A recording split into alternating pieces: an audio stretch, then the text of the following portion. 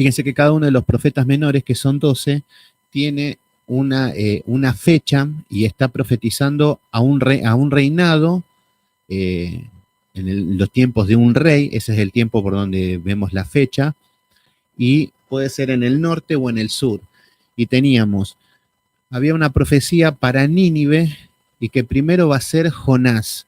Jonás va a profetizar para Nínive, y vemos que después Nahum es el que va a ejecutar el juicio, el que habla acerca de que ya venía el juicio. Con Jonás se arrepintieron. Entonces ahí tenemos dos profetas que van a profetizar fuera de Jerusalén, fuera de Israel.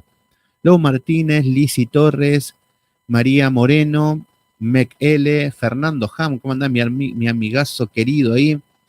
Luisa de la Cruz, gracias a todos por estar ahí. Entonces, lo que teníamos era lo que teníamos a Nahum y a Jonás, que iban a profetizar para ¿quién? Para Nínive, que Nínive era la capital asiria. Después teníamos las profecías que eran directamente al norte, quienes profetizaron de los profetas menores en el norte, en lo que era Samaria. Entonces, lo que habíamos visto era de que en el norte había profetizado Amós, que era un profeta del sur, que era de Tecoa, y Amós había profetizado anunciando el fin de que iban a llegar los asirios y iba a haber una conquista. Luego habíamos visto que estaba Oseas, y que Oseas va a estar, supuestamente parecería que Oseas y Joel eran contemporáneos, más o menos, o por esa época más o menos anduvo profetizando Joel, pero no hay muchos datos. Por eso, bueno, Oseas va a profetizar contra Israel, contra Samaria, y después tuvimos los profetas que iban a profetizar contra Jerusalén. Ahí tuvimos a Isaías, tuvimos a Miqueas, tuvimos Sofonías, bueno, varios profetas menores que profetizaron contra el sur. Pero bueno, hoy lo que vamos a ver es el libro de Joel, que es el único que queda ahí, que va a profetizar también contra Judá. El tiempo no sabemos bien, por eso no sabíamos dónde meterlo, en qué momento, si era con Oseas o si era más adelante. Algunos estudiosos dicen que el libro de Joel se escribió después del cautiverio babilónico, cuando vienen del exilio en ese tiempo. Otros dicen que es 830 años antes de Cristo, que a mí podría ser que... Pero bueno, más allá del año en la fecha, porque hay muchas... Pasa que no tenemos muchos datos, esa es la verdad. No tenemos muchos datos porque en la mayoría de los libros comienza diciendo comenzó a profetizar en el reinado de tal rey, en el sur o en el norte, y ahí ya lo identificamos, pero al no haber nada de eso, no sabemos de dónde viene. Pero bueno, puede ser que haya sido un profeta sacerdotal, puede ser que haya sido un sacerdote de Jerusalén, obviamente, y aunque no hay fechas. Joel significa Jehová es Dios. Y vamos a ver que va a hablar algo que va a hablar acerca del día grande y temible de Jehová. Este es el objetivo. Nos va a hablar del gran día. Y para esto va a tomar situaciones que van a pasar en Jerusalén. El tiempo, me gustaría que el que tenga más hambre de la palabra, que estudie, que busque sus propias como estudios personales, y para que se queden tranquilos pero búsquenlo ustedes. Ahí yo les digo, no quisiera decir 800 años antes de Cristo, sí, puede ser. Para mí que fue en esta fecha aproximadamente. Pero bueno, vamos a ver la primera venida acá vamos a ver la adaptación de la tierra por langostas. Es muy conocido este libro por las langostas, y es muy conocido por las bendiciones que son hermosas. Yo leo las bendiciones y la restauración, se me pone la piel de gallina, como que crece mi fe. Pero bueno, vamos a ver bien en su contexto, porque tranquilamente podemos caer en la doctrina de la prosperidad. Pero bueno, vamos a ver qué es lo que nos habla el capítulo número 1. A ver, para que se entiendan, el capítulo número 1 va a hablar acerca de una plaga literal. Vamos a ver de que ha impactado económicamente a Jerusalén, a Sión. Entonces, esto puede ser que las langostas eran reales y que hayan comido las cosechas. Después, en el capítulo número 2, también nos va a hablar acerca de un juicio, y que nos habla también acerca de estos pueblos, medio como con símbolos, pero acá ya podríamos estar hablando de el imperio babilónico. ¿Qué podría ser lo más seguro, lo más acertado, que sea el imperio babilónico por cómo habla con estos símbolos? Después vamos a ver la misericordia de Jehová, si se arrepiente este pueblo, la bendición, la misericordia. Y después vamos a ver en el capítulo 2, versículo 28, ya adelantando un poco, el derramamiento del Espíritu Santo.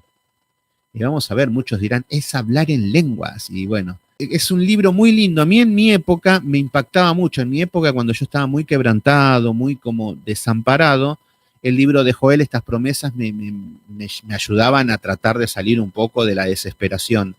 Pero hoy que lo leemos con un contexto en todo lo que es la historia de Israel, en los libros y todo, empieza a tener otro contexto más firme.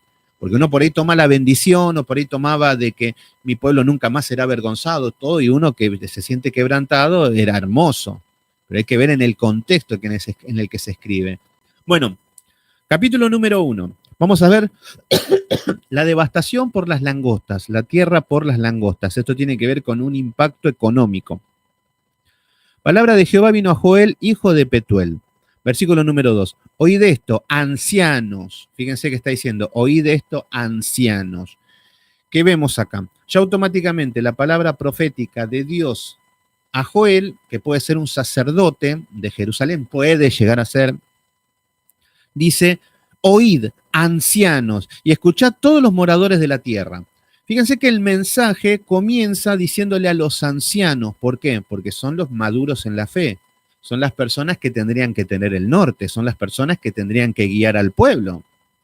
Fíjense que los sacerdotes y los levitas eran los que se encargaban de esta tarea y los hombres que eran maduros en la fe. Pero si ellos pierden el norte, pierden el rumbo, van a perder el rumbo toda la nación. Este es el problema. Lo mismo que si a un pastor no toma el rumbo, no tiene el norte conforme a las escrituras, esa iglesia completa va a estar yendo a la perdición, a la confusión. Bueno, entonces, cuando está diciendo, oíd esto, ancianos, escuchad todos los moradores de la tierra, le está hablando al pueblo, pero principalmente empieza por los cabezas, los líderes religiosos de la época. Hoy también el llamado es para los líderes religiosos, para los que ponen la palabra. Nos dicen, ¿ha acontecido esto en vuestros días o en los días de vuestros padres? Versículo número 3. De esto contaréis y a vuestros hijos y a sus hijas y a las otras generaciones.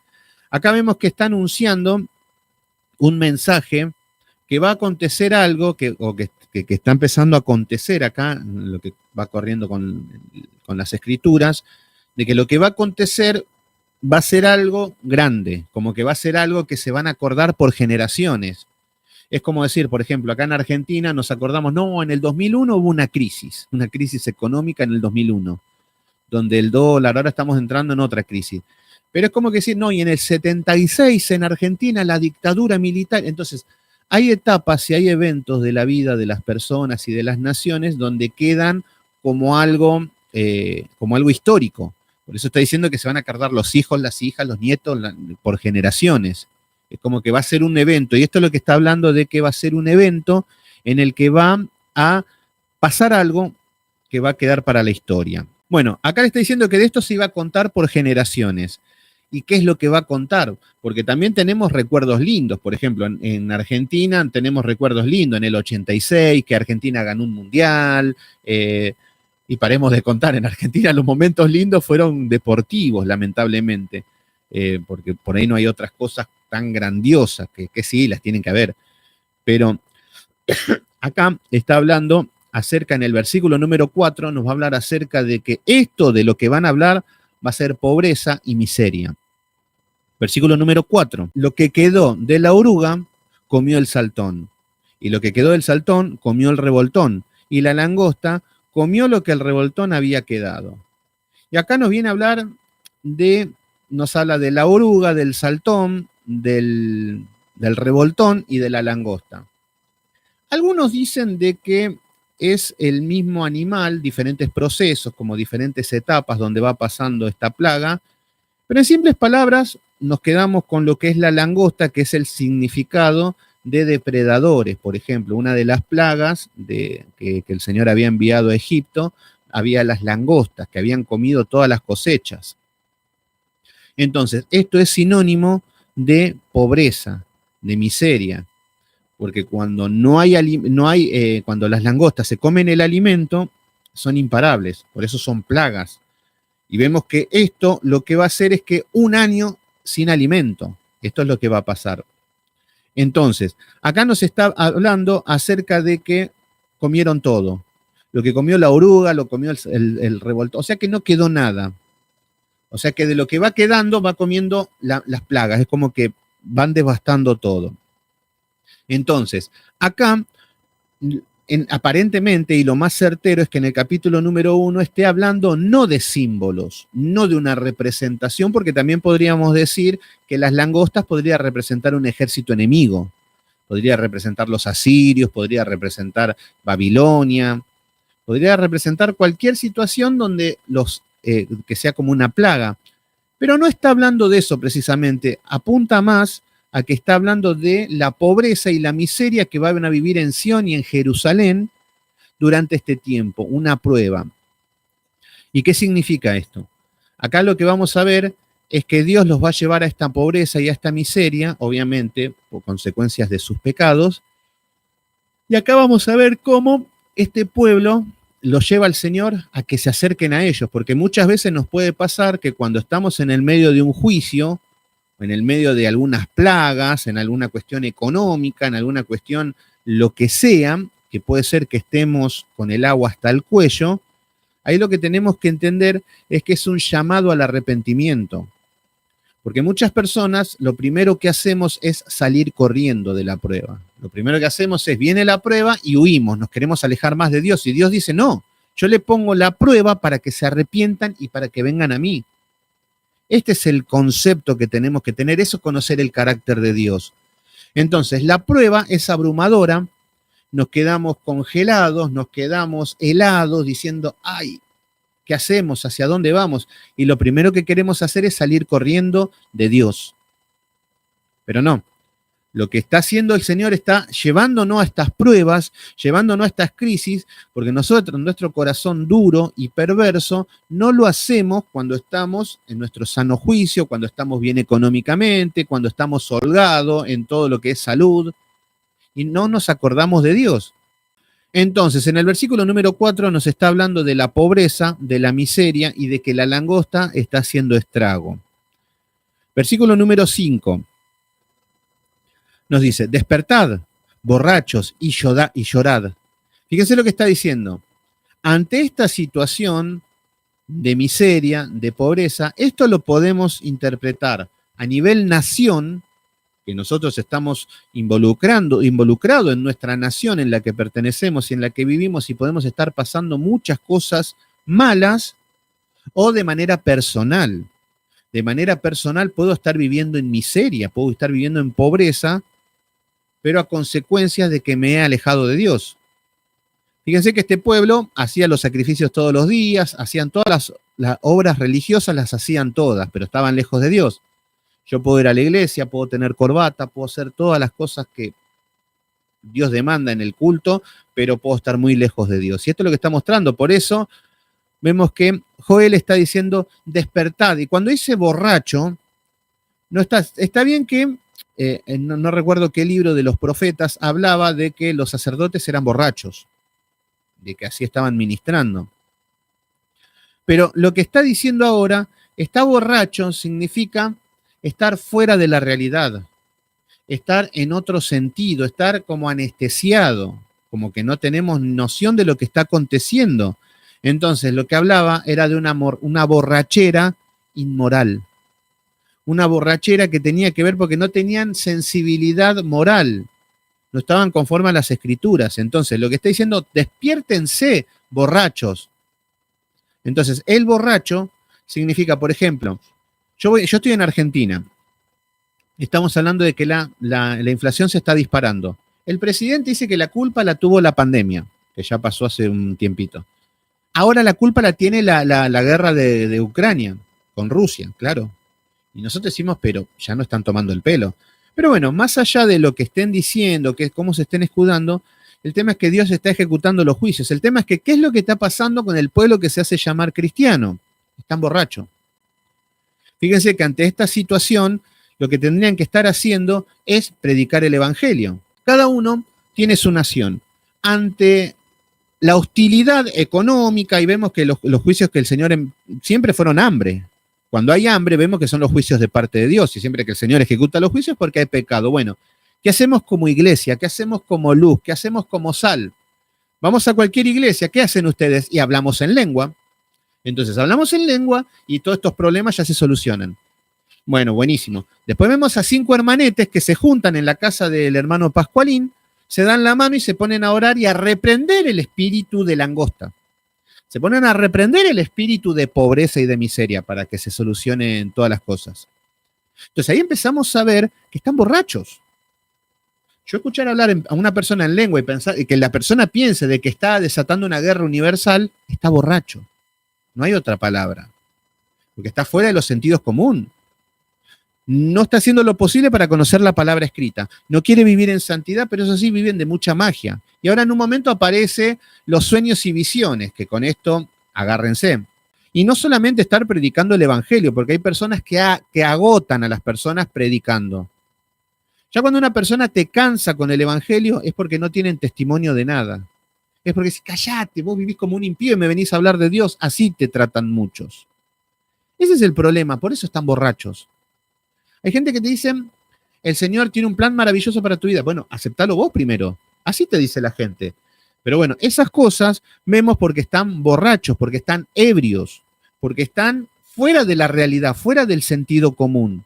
Entonces, en el versículo número 5 está diciendo despertado. Y esto es lo que está diciendo hoy en día.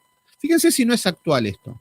El Señor, ante la problemática de langostas, que es economía, caos social, problemas, ¿cómo está la iglesia? Hablar a los líderes, dice el Señor, hablar a los ancianos. ¿Y qué es lo que les está diciendo? Despertad. Despiértense. No, yo oro al Señor y desciende fuego del cielo. Como una chica, una vez venía una hora de reunión de oración y digo, ¿cómo estás? Bien, bien, acá estuve orando contra el Principado de América. Y contame, ¿cómo te fue? No, es pesado el Principado de América, pero bueno, todo lo puedo en Cristo me fortalece. Claro, y así andan por la vida. Entonces, el Señor lo que está diciendo es despiértense. Basta de hablar en lengua, basta de hacer todas esas ceremonias que no los lleva a nada y que sean luz.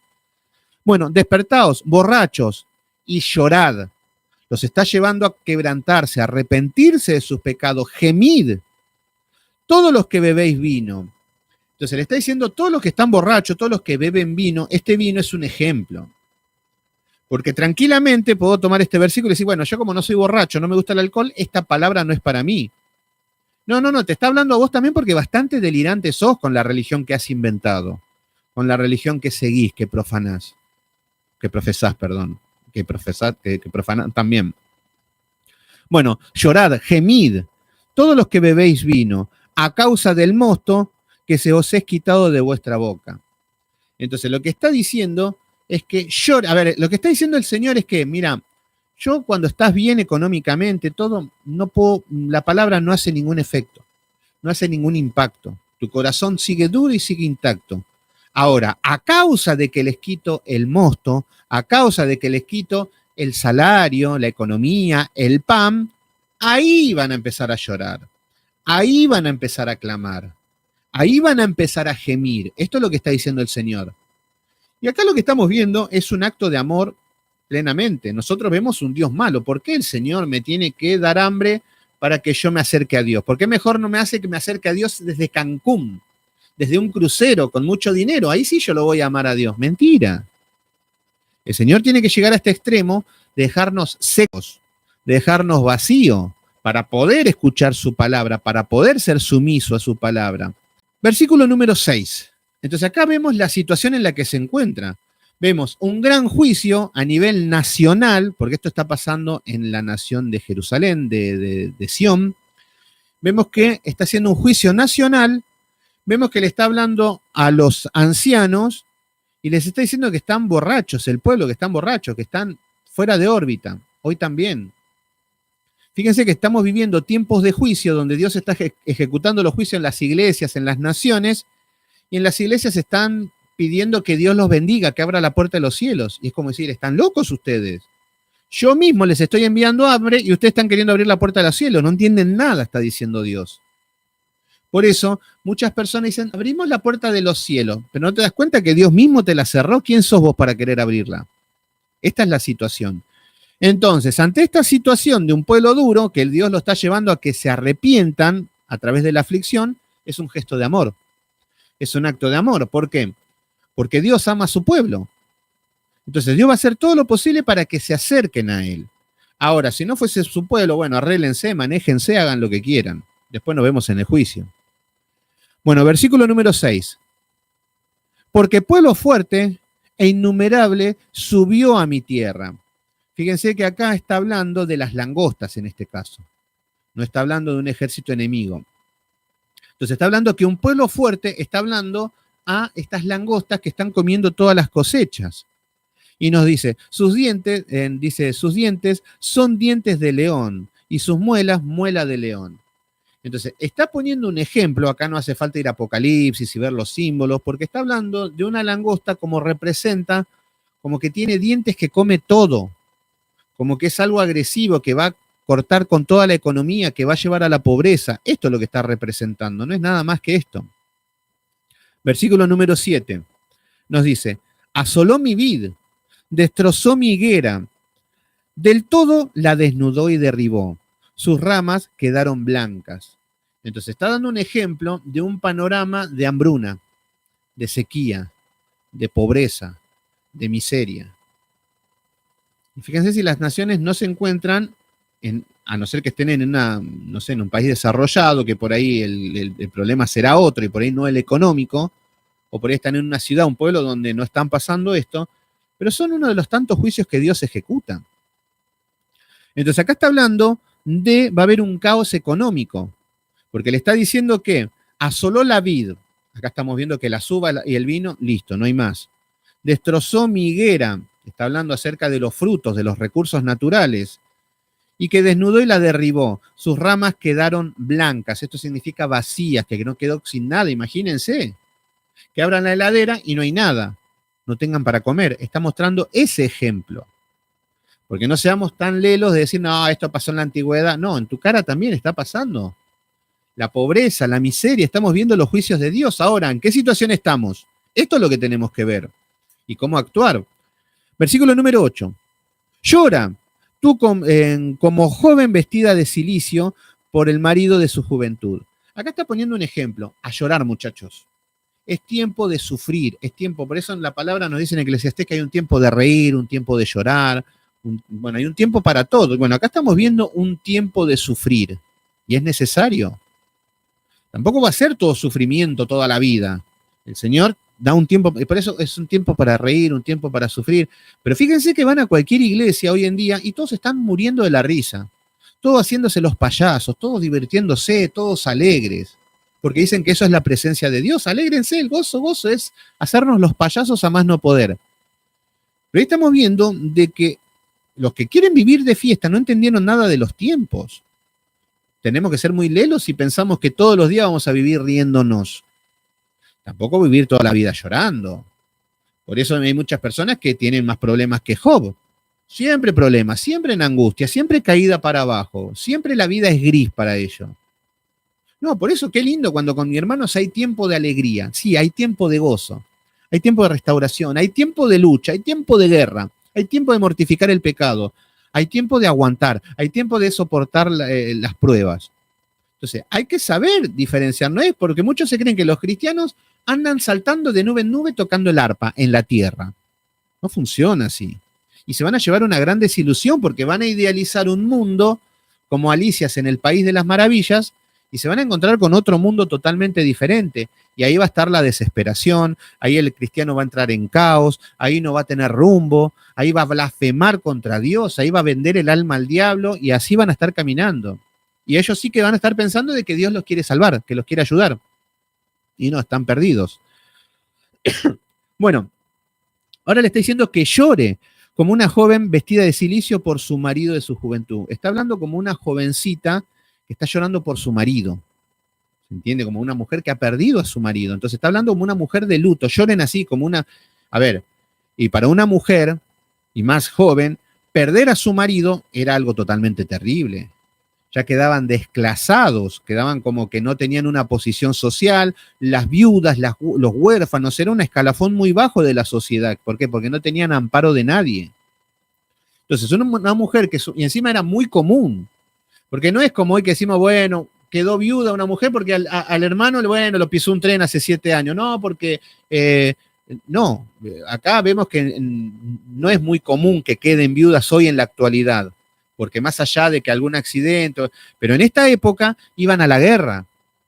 Entonces, en las campañas de guerra, cuando salían, era evidente de que muchas mujeres iban a quedar viudas. Entonces, era algo muy común que hayan viudas. Entonces, ahora está poniendo el ejemplo de las mujeres viudas que van a llorar como estas mujeres, está diciendo, es tiempo de llorar. Entonces, ¿no nos estará diciendo eso el Señor hoy en día? ¿Es tiempo de llorar? No, jijiji, jajaja, Cristo murió por mí, yo vivo como quiero, declaro, derramo, no como respuesta, bla, bla, bla. ¿No es tiempo y todo te está yendo mal y cada vez te está yendo peor? ¿No será de que Dios nos está llamando al arrepentimiento? ¿No será de que Dios nos está llevando a quebrantar nuestro corazón? ¿No será que Dios nos está llevando a apagar el celular? ¿No será de que Dios nos está llamando a apagar la televisión, a estar a solas y a encontrarnos con Dios? Por ahí es eso. Entonces, ahora le está diciendo, llora como una joven que ha perdido a su marido. Versículo número 9. Desapareció de la casa de Jehová la ofrenda y la libación. Fíjense lo que está diciendo. Que por esta situación nos dice que desapareció de la casa de Jehová. A ver, recuerden, los medios de gracia en el Antiguo Testamento habían medios de gracia para poder llegar a Dios. Por ejemplo, David no es que decía, bueno, yo me comunico con Dios y... No. El Señor le ponía un sacerdote, un sumo sacerdote, al que David tenía que ir a consultarle. El sumo sacerdote con el efod iba y consultaban. Había una ceremonia. No era que David decía, yo como soy David, soy un princesito, escribo salmos, puedo hablar con Dios y tomo la dirección. No. Él tenía que ir al sumo sacerdote y el sumo sacerdote hablaba con Dios y le daba las respuestas. Entonces, acá lo que está diciendo es que desapareció en la casa de Jehová la ofrenda y la libación. La ofrenda son los sacrificios. ¿Qué es lo que estamos viendo? Desapareció de la casa de Jehová la ofrenda. ¿Qué significa la ofrenda? Ellos tenían que llevar los sacrificios. Hoy los sacrificios nuestros son sacrificios vivos. El sacrificio vivo es mortificar el pecado. Pero en esta época el medio de gracia era lo que era la ofrenda, la libación, que tenía que ver con el incienso, con el quemar incienso, que tenía que ver con las oraciones. Entonces, lo que está diciendo es que hay un olvido de Dios. Por eso dice que desapareció de la casa de Jehová el sacrificio y la ofrenda y la oración. Entonces, estamos viendo que este pueblo se había olvidado de Dios. Nos dice que los sacerdotes, ministros de Jehová, están de duelo. Entonces, está hablando como en una situación de muerte. Nos está hablando en una situación de luto. Entonces, así se encuentran. ¿Pero por qué? Y obviamente que vemos que esta situación económica atroz los está dejando en jaque. Versículo número 10. El campo está asolado, se enlutó la tierra, porque el trigo fue destruido, y se secó el mosto y se perdió el aceite. Bueno, hagan de cuenta que se agarran todos los índices y empiezan a decir, muchachos, la economía explotó. Subió el dólar, aumentó esto, aumentó lo otro, hubo pérdida de esto, la cosecha, saldo negativo, deudas. Entonces ya estamos viendo cómo empiezan a entrar en caos con esta situación y esto es la consecuencia de haber olvidado a Dios. Entonces Dios está ejecutando un juicio, pero al mismo tiempo es un llamado al arrepentimiento. Entonces, lo que vemos es que el campo está asolado, está diciendo. Todo esto ya va escrito en Deuteronomio capítulo 28. Ya estamos viendo de que todo esto Dios ya había avisado de que si se alejaban de Dios, de que si caminaban bajo su propio corazón perverso, iban a acontecer estas cosas. Pero ellos en su corazón perverso habían imaginado de que con ciertas obras religiosas Dios estaba con ellos, pero no. Hilda Ramírez Prieto, ¿cómo andas, hermana? Qué lindo verte. Gracias por estar ahí siempre. Bueno, Deuteronomio 28, versículo número 11, nos dice, confundíos, labradores, gemid, viñeros, por el trigo y la cebada, porque se perdió la mies del campo. Entonces está dando como un informe de que está todo mal. Entonces esto vemos que es la consecuencia del pecado, pero también es la iniciativa para que este pueblo se pueda inclinar ante Dios. Entonces, ¿y qué es lo que va a pasar con esto? Versículo número 12. La vid está seca y pereció la higuera, el ganado también, la palmera y el manzano. Todos los árboles del campo se secaron, por lo cual se extinguió el gozo de los hijos de los hombres. Entonces, ¿qué estamos viendo acá? Que ante esta situación de que pasó todo, se secó la vid, pereció la higuera, el ganado también. Claro, esto es una crisis totalmente global. A todo esto vemos que se perdió el gozo. Recuerden que Joel significa Jehová, Jehová es Dios. Entonces acá todo lo que estaba mostrando es que estaban llegando a este tocar fondo para ver a Dios. ¿Quién es Dios? Jehová. No sé si nosotros podríamos decir esto. Porque a mí me dicen, ¿quién es Dios? Y yo con mi boquita divina digo, no, Cristo, Dios, Jehová, de los ejércitos. No, pero por ahí mi Dios es el trabajo. Por ahí mi Dios es el ocio. Por ahí mi Dios es la vagancia. Por ahí mi Dios es la pereza. Por ahí mi Dios es el adulterio. Por ahí mi Dios es el asesinato. Por ahí mi Dios es el engaño. Entonces, ahí empezamos a ver qué tan cerca o qué tan lejos está Dios de nosotros. Entonces, este pueblo había perdido el gozo. Recuerden de que vemos de que muchas personas viven gozosas mientras tengan sus recursos y su bienestar. Pero ante una situación de crisis económica, ahí se empiezan a ver las cosas. ¿Por qué?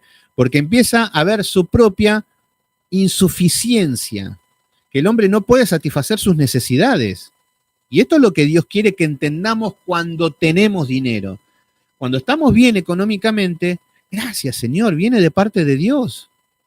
Gracias, Señor, la verdad que eres un Dios bueno, eres un Dios, gracias, Señor, no quiero defraudarte, quiero caminar correctamente, no quiero... Ese es el objetivo, no es necesario llegar a esta situación de crisis absoluta. ¿Se entiende? Entonces, y este es otro tema también. Porque vamos a ver muchas veces de que los cristianos siempre estamos llamados a tener tribulaciones, siempre vamos a tener pruebas. Y recuerden que cuando estudiamos uno de los caballos de Apocalipsis, nos hablaba acerca de el hambre, nos hablaba acerca de que muchas veces vamos a pasar tiempos de miseria, de pobreza, y es muy común. Pero lo que no podemos perder es el gozo. Acá lo que habían perdido estas personas era el gozo. ¿Por qué? Porque todo su amor estaba en las riquezas. Por eso Pablo estaba gozoso en una cárcel, llena de humedad, llena de ratas, donde hacía sus propias necesidades, ahí comía. ¿Y cómo puede ser gozoso? Porque era algo espiritual. Y esto es lo que Dios quiere. Si nosotros llevamos un día a día de gozo, sabiendo que Dios es el que nos da el trabajo, sabiendo de que Dios es el que nos da las fuerzas, es Dios el que nos da la salud, el Dios el que nos presenta las posibilidades de tener un trabajo. Es Dios el que nos da todo y que cuando comemos decimos, gracias Dios, porque sé que no me vas a desamparar. Y estamos con ese gozo, gloria a Dios, gloria a Dios, estamos entendiendo. Ahora, si estamos detrás del dinero, si estamos detrás de nunca nada nos llena, obviamente que cuando no tengamos eso vamos a perder el gozo. Entonces, lo que Dios no quiere que perdamos la calma, que perdamos el gozo. Puede ser que puedo quedar en la calle hoy sin trabajo y me puedo quedar en la calle hasta dormir en la calle, pero no tengo que perder el gozo. Perder el gozo significa enojarme con Dios. No estoy de acuerdo, Señor, con tu providencia oscura. No, yo no estoy de acuerdo. A David nunca lo vimos renegar de Dios por las providencias oscuras. Y por eso David tenía el corazón de Dios. Pero nosotros con el primero que nos enojamos es con Dios, cuando sube la economía, cuando no nos va bien, y eso es lo que son cosas a corregir. Entonces acá nos está diciendo que se extinguió el gozo de los hijos de los hombres. Así estaban, sin gozo. Qué triste. Por eso, lo que vamos a ver en las iglesias de la prosperidad es que al no tener gozo, están incómodos, están inquietos, por eso están tan desesperados con estar pidiéndole a Dios, con estar reclamándole a Dios, con el estar, que lo merezco, que abre la puerta a los cielos, abre millones, claro. ¿Y por qué están así? Porque no tienen gozo, porque no están en paz, porque no tienen tranquilidad. Pero si tenés gozo, significa que tenés la certeza de saber de que Dios está del control de tu vida y que todo está bajo el control de Dios. Entonces, ¿por qué te vas a preocupar? ¿Añadirá un codo a su estatura un hombre? Yo, por más que trabaje, por más que me afane, por más que haga de todo, ¿voy a poder agregar un codo? Entonces, en lugar de estar afanado, deberíamos descansar en Dios y decir, ay, Señor, no tengo para comer, pero no me vas a desamparar. Estoy comiendo poco, no tenemos para... No me vas a desamparar, Señor. Seguimos esperando en ti. No pierdo el gozo. Esto que no me quite el sueño, esto que no me haga sentir menos, porque muchas veces nos sentimos menos cuando no tenemos dinero, y es muy común. Es más, hay veces que por ahí vas a ir a la iglesia y no vas a tener para ofrendar ni para dar al Señor, porque no todos los días tenemos dinero. Esto es algo muy común, es algo que... El tema es que no hay que perder el gozo. Cuando has perdido el gozo, has perdido la comunión con Dios, que ya la has perdido desde antes. Nada más que cuando sale el problema económico, ahí te vas a dar cuenta de que estabas muy lejos de Dios y de que tu descanso estaba en el dinero y no en Cristo. Eso es lo que muchas veces el Señor va a hacer con nuestra vida. Y esto es lo que está haciendo con este pueblo. Entonces, en el versículo número 13, ceñíos, dice, y lamentad. Acá vemos que está empezando a intensificar el luto. Lo que Joel va a empezar a hacer, le dice, muchachos, esto es serio. Yo sé que seguramente habían los chiribí de la época. No, el Señor me dice que mañana va a haber mosto, que el Señor me dice no voy a desamparar a mi pueblo, que me dice bla, bla, bla, bla, bla, bla. No, acá vemos que Joel va a intensificar el luto. Muchachos, esto es serio. Entonces le está diciendo, ceñíos y levantaos, sacerdotes. Le está hablando a los sacerdotes. Si supuestamente ellos son los que guiaban al pueblo, le está hablando a ellos. Porque, a ver, el pueblo lo que tenía que hacer era escuchar la palabra y obedecer. Pero los sacerdotes tenían que estar en comunión con Dios. Entonces, si los sacerdotes estaban corrompidos, el pueblo también iba a estar corrompido. Lo mismo pasa hoy en día. Vayan a buscar si hay un cristiano salvo en la iglesia de Cashluna. No hay ni uno. Y si el Señor lo salva, lo saca de ahí. Pero vemos que las personas que siguen por su propia voluntad es porque están detrás del dinero, porque están detrás de alguna cuestión económica. ¿Pero por qué? Porque los sacerdotes, poniendo como ejemplo, están corrompidos, son igual que ellos. Y esto es lo que estaba pasando, por eso le está hablando a los sacerdotes, para que ellos puedan guiar al pueblo. Entonces dicen, sacerdotes, gemid, ministros del altar.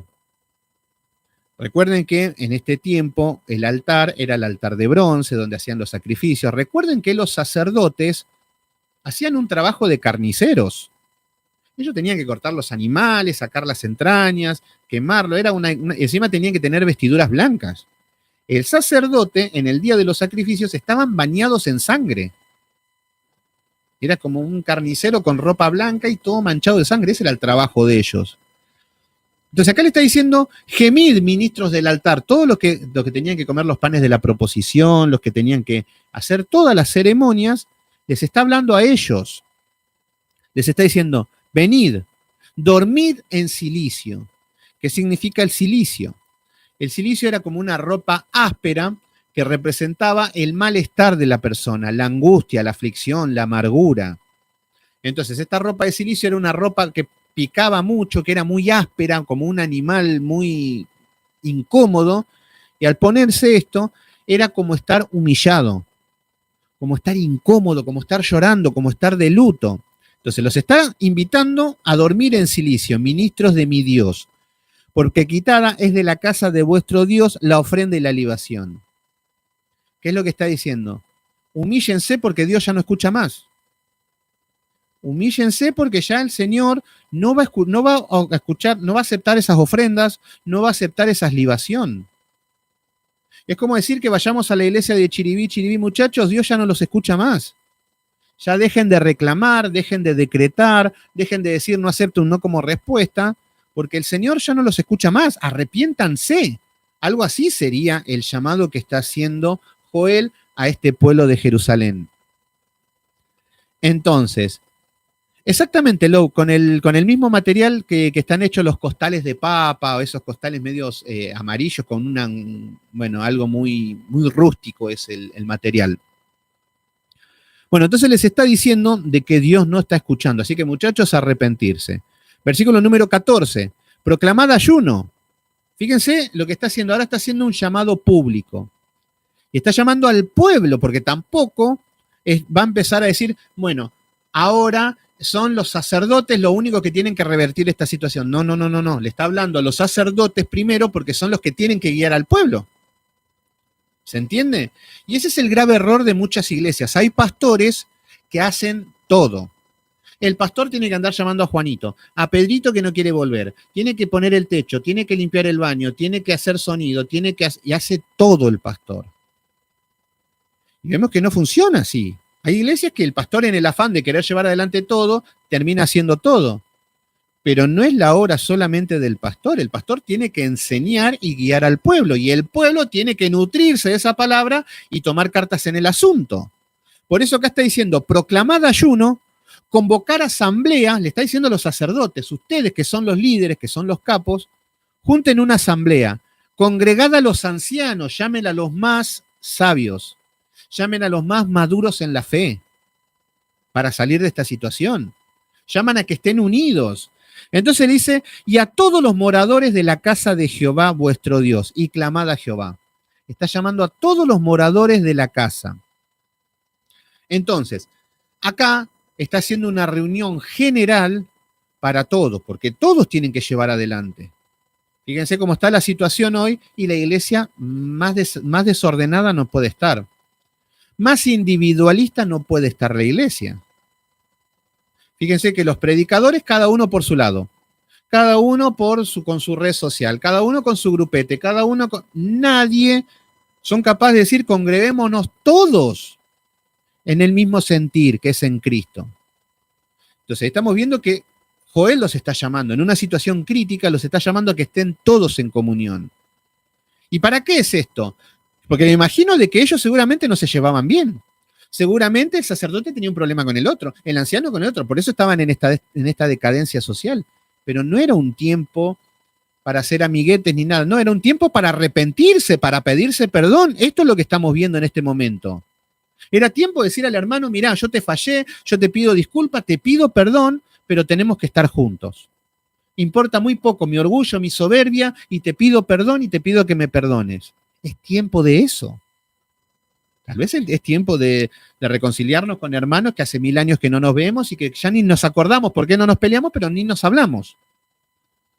Entonces, acá estamos viendo que los está llevando a un ayuno global. Este ayuno no significa como el de Gille Ávila, no, 41 días sin comer. ¿Para qué? No tengo ni idea, pero estuve sin comer. ¿Y de qué te sirve eso? Después, che, demonio. No, no es para eso.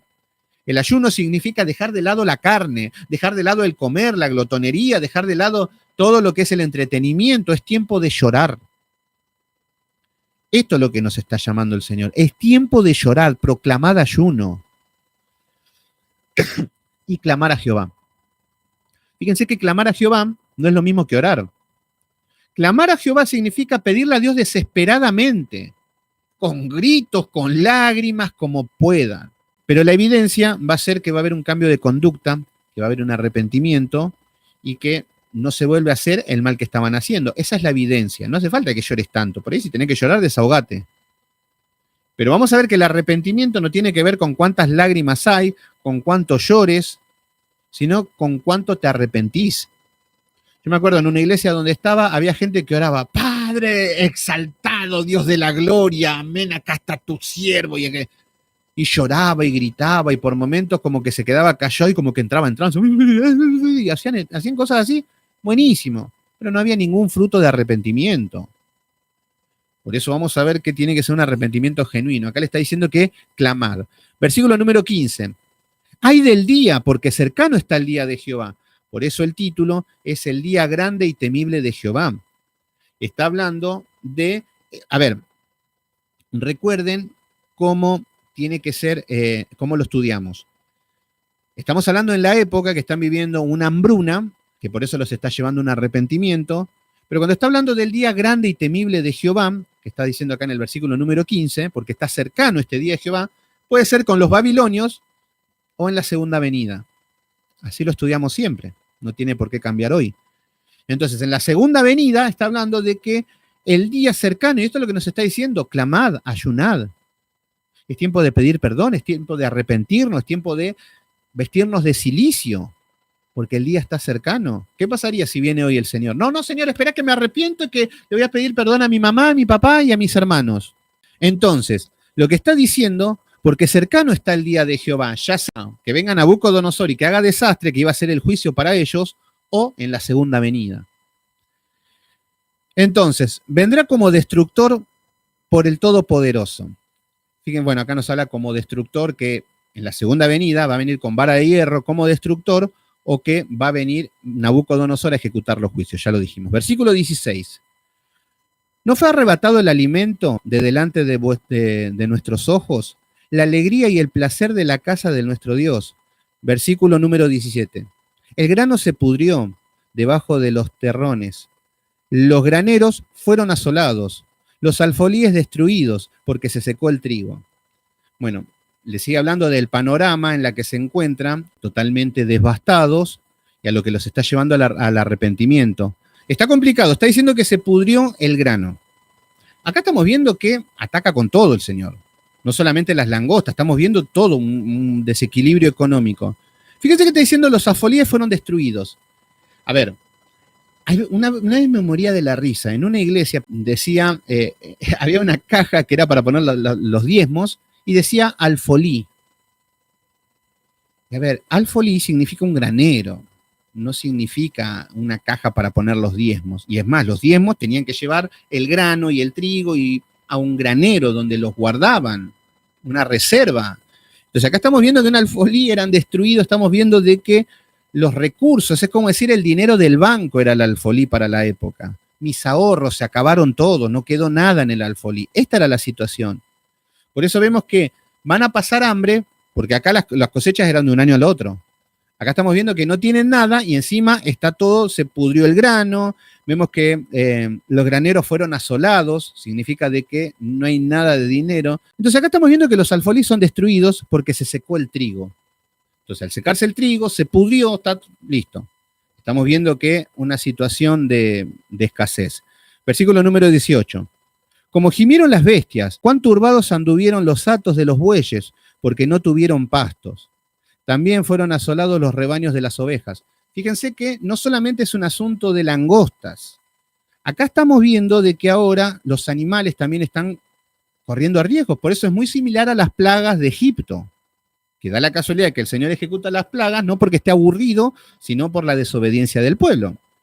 Entonces ahora estamos viendo que nos dice que las bestias empiezan a gemir. Claro, son animales, no tienen que beber, no tienen que comer, no tienen pasto, no tienen nada, está todo seco y se están muriendo de hambre. Este es el cuadro desolador. Por eso vamos a ver que cuando hay estos problemas se derrumba todo, tanto en la vida personal de una persona como en las naciones. Fíjense que muchas veces cuando a nivel nación Dios ejecuta los juicios, vamos a ver que problemas económicos, problema en la bolsa, sube el dólar, hay una guerra, viene una sequía. Bueno, empiezan a pasar todas cosas que vos decís, es insólito todas las cosas que pasan. Los políticos son inoperantes, son corruptos, encima hay deuda y la deuda te aumenta. Y bueno, empieza a pasar todos los problemas. Y acá vemos que es Dios tocando, ¿no? No estamos viendo que, bueno, es casualidad, cosas de la vida. Y lo mismo pasa en mi vida. Cuando ves que te quedás sin trabajo, que el trabajo que conseguís es poco, que sos explotado, que encima no hay dinero, que encima te aumenta todo, que no tenés para comer, que te va todo mal, es la evidencia lógica de que Dios te está llamando al arrepentimiento. No sé por qué estamos insistiendo en ir a buscar préstamos, a querer solucionar todo, a trabajar más horas, cuando Dios te está llamando a un luto. ¿Se entienden? Entonces acá estamos viendo que ahora le está tocando perder a los animales. Los animales ahora se están muriendo de hambre. Versículo número 19. A ti, oh Jehová, clamaré, porque fuego consumió de los pastos del desierto. Fíjense que ahora está diciendo que fuego consume el pasto de los desiertos. Está poniendo un ejemplo. ¿Por qué? Porque está diciendo de que las langostas se comieron todos y el panorama es asolado. Entonces no hay pasto. Por eso está poniendo el ejemplo como fuego. Fuego significa juicio. ¿Qué pide la falsa religión que descienda del cielo? Fuego. Lo que hace la ignorancia. Digan que Dios es bueno y que la boquita del hombre no tiene poder, porque si el hombre tiene autoridad para abrir la puerta de los cielos, para mover la palabra de Dios, el día que diga, Señor, derrama tu fuego, no quedaría nada. Así que ahí tenemos la evidencia de que Dios no escucha la voluntad del hombre, y ahí estamos viendo de que la boquita del hombre no tiene poder, y que Dios es bueno, es clemente y misericordioso, porque sabe que cuando el hombre está ignorante, en su ignorancia, bueno, otro tema. Entonces, fuego consumió a los pastos del desierto, y la llama abrazó todos los árboles del campo.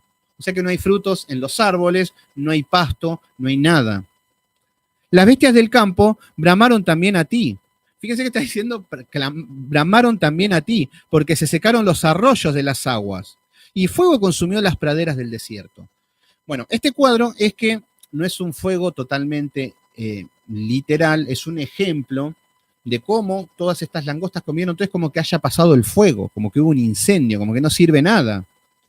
Fíjense que también está diciendo que se secaron los arroyos y las aguas. Acá está dando un ejemplo de que no hay agua.